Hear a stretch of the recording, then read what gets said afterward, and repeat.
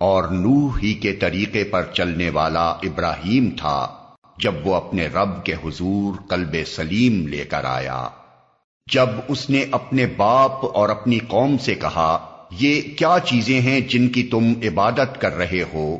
کیا اللہ کو چھوڑ کر جھوٹ گھڑے ہوئے معبود چاہتے ہو؟ آخر اللہ رب العالمین کے بارے میں تمہارا کیا گمان ہے؟ پھر اس نے تاروں پر ایک نگاہ ڈالی اور کہا، میری طبیعت خراب ہے، چنانچہ وہ لوگ اسے چھوڑ کر چلے گئے۔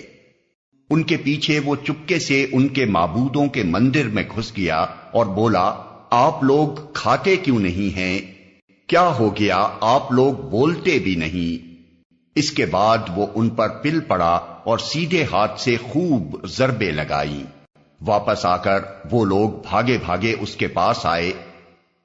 اس نے کہا، کیا تم اپنی ہی تراشی ہوئی چیزوں کو پوجتے ہو، حالانکہ اللہ ہی نے تم کو بھی پیدا کیا ہے اور ان چیزوں کو بھی جنہیں تم بناتے ہو؟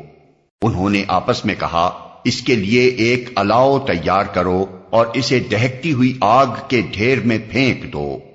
انہوں نے اس کے خلاف ایک کارروائی کرنا چاہی تھی، مگر ہم نے انہی کو نیچا دکھا دیا۔